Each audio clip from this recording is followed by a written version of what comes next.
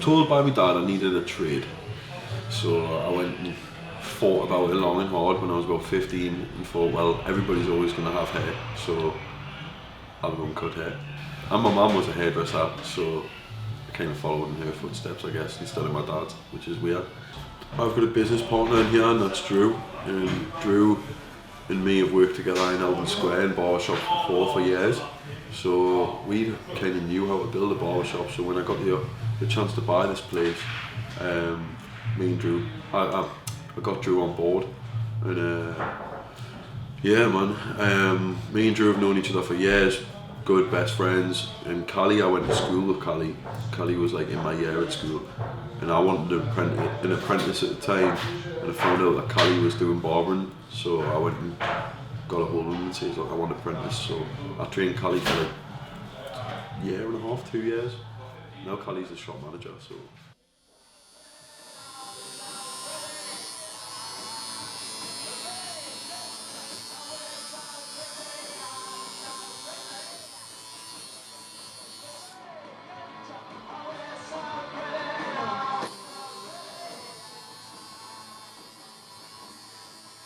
We used to have 3 other tattoo artists in here. That was a little while ago, and Jack Barrow was one of them.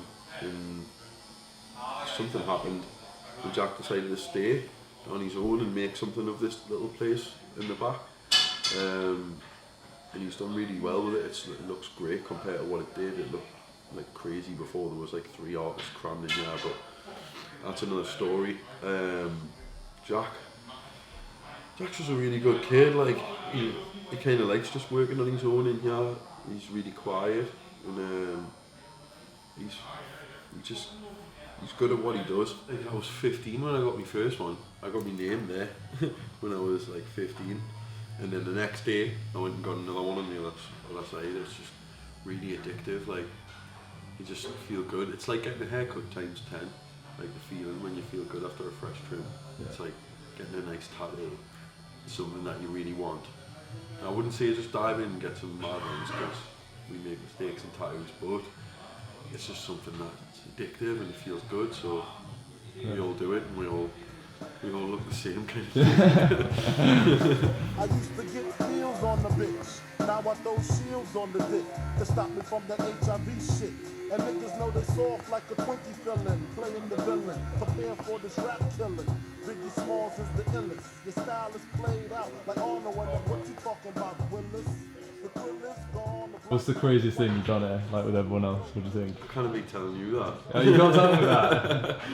No, man. There's been some pretty crazy things happening here. There's been some wild times on the pool table. There used to be a sunbed in here. There's been wild times in the sunbed. I mean, with like glasses and stuff in here. It's been crazy. Like, I've had nights in here that have been like fucking club nights before. Where you rest at, surrender. Step inside the ring, use the #1 contender. Looking cold booty like your pussy in December. Nigga stop bitching, button up your liquor. For method, all you getting is the can of ass whipping. Hey, I be kicking. You suck, you doing all the yapping. I love all of that in here bits, like every single one of them. They're all like family, like more than out else. And it's. I mean, we lost someone recently. Somebody went and worked somewhere else, and he had been here for like 2, going on 3 years. And that was just like, that really ripped her apart. Like, you know what I mean? It was like really hard to take that like one of the families leaving, and we don't know when we'll see him and stuff like that again. And it's weird because it's just a work colleague, but we all spend days like, as a crazy one for you, all of us went out one day as a team bit of bond section and took a half ounce of mushrooms and went on a mission around Newcastle just as a team bonding exercise. Like, we were out from 9 o'clock in the morning till 10 o'clock at night, walking around, well, it was about 11, we were walking down Northumberland Street in McDonald's. Jeez, what on shrooms? Tripping out our heads. I've only ever been and sat in a fucking living room and done shrooms, but I can't imagine what it's like walking.